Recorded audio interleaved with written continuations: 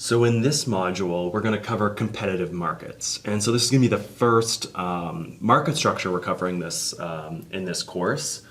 We're going to cover a few other ones, but we're going to start with perfectly competitive markets, which we don't actually see very often in the real world. But we can use this as kind of like a benchmark to think about what happens when markets work this way, or when they work maybe really well in terms of efficiency. And then we can go to the other extreme with monopoly, where there's only one firm and they get to decide, the price. And finally, we'll kind of fill in the in-betweens in terms of oligopoly and monopolistically competitive markets. But, as we're just kind of introducing these market structures, you're going to see the word competitive, and we mean certain things by competitive markets, and that's going to be much different than competitive behavior. So let's make sure we contrast between these two concepts before we really get into the nuts and bolts of competitive markets. So competitive markets versus competitive behavior. It's competitive behavior.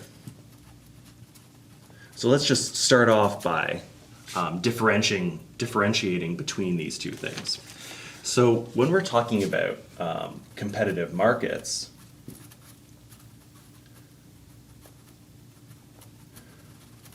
what this is referring to refers to the influence an individual firm, so individual firm, has on the market price.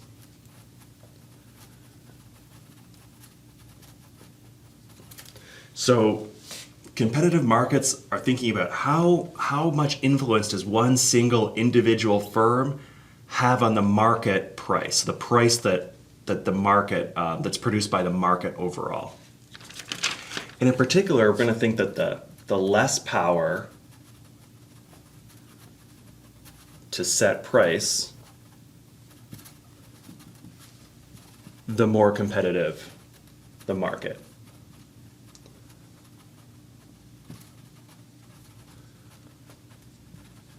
And so in this module, we're covering a market structure that's often, our textbook maybe just calls it competitive markets, but often it's called a perfectly competitive market.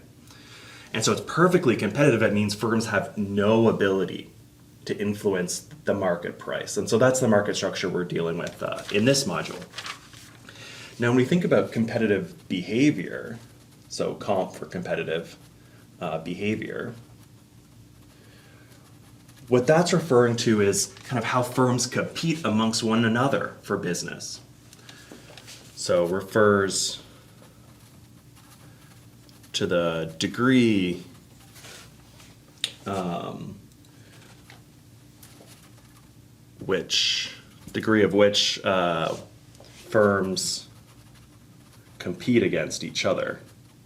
Compete. My writing's bad today, sorry. To compete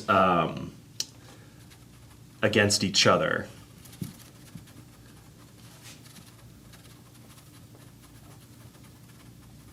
For business.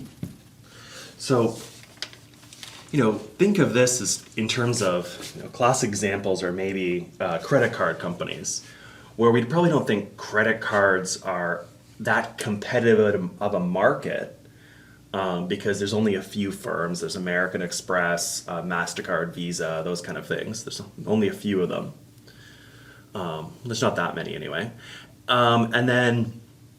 But they probably often engage in competitive behavior. So think of like credit cards for something like this in terms of American Express or MasterCard